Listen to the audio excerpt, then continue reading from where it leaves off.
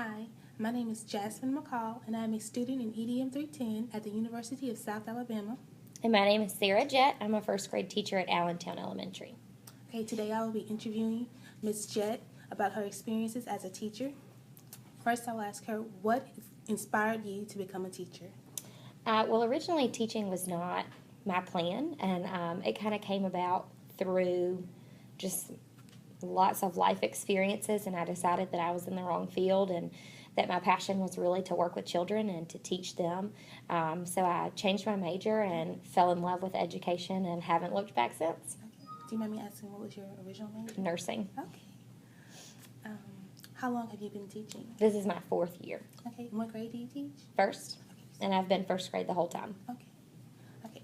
So, how do you handle changes to your schedule due to unexpected interruptions like fire alarms? We've been told to expect the unexpected.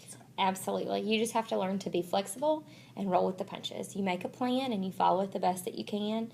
But when things come up like programs or, like you said, fire drills or pictures, you just have to roll with it and make sure that your kids learn what they need to learn.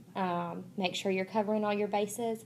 But you just have to learn to be flexible because, the unexpected happens all the time, even if it's not a fire drill. Somebody might throw up in the middle of your math lesson, so you just have to be always on your toes and take a deep breath and just roll with it. So, how do you involve parents in the classroom? We send home weekly newsletters here. So every Monday I send home a newsletter that has what we're learning for the week, like our skills for reading and science and math and language, and then just kind of update them on what's going on around the school.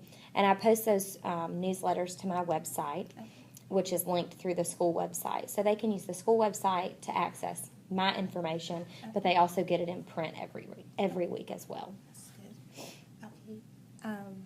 So we have a blog, and we learned about a lot of different tools of technology. Would you ever consider your students starting a blog if you had the materials, the tools to do it? I think for first grade it might be a little bit young for them to start a blog. And with internet safety, I have to be very cautious just about what type of things that they're on.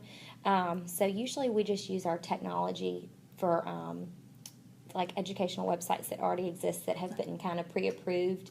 And for a first grader, they're just learning how to use the computer. So they are learning how to use the mouse. They're learning how to use the keyboard. They're learning how to type sentences and type their spelling words and stuff like that. So I think a blog might be a little bit advanced for this age, but for older students, it might be very valuable. Okay. Would you ever consider having your own blog?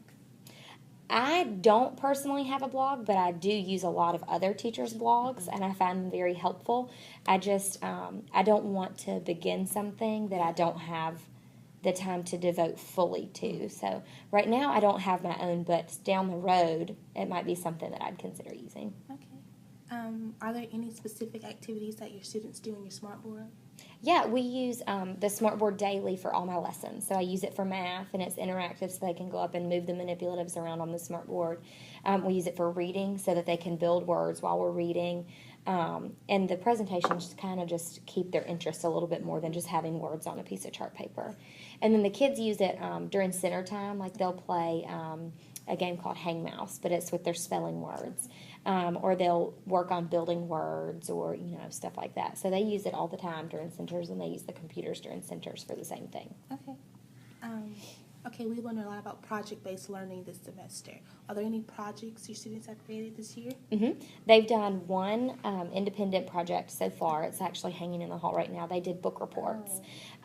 So they had to select a book with mom or dad and read it at home and bring in and present to the class a poster about the book, telling the title, the author, the characters, the setting, and their favorite part. And they got to dress up like their favorite character from the book. So we do a couple of those throughout the year. Okay, so I think that's it.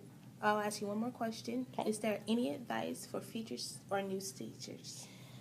The best advice I can give you is just to be prepared for it to be very different. You know, through all my experiences in student teaching, I felt so confident and I felt so ready. But nothing can prepare you for the first day of school like the first day of school. When you really, you know, go into your own classroom, it's a different experience. But if you take everything that you can from your observations and your student teachings, then you'll be ready to handle it.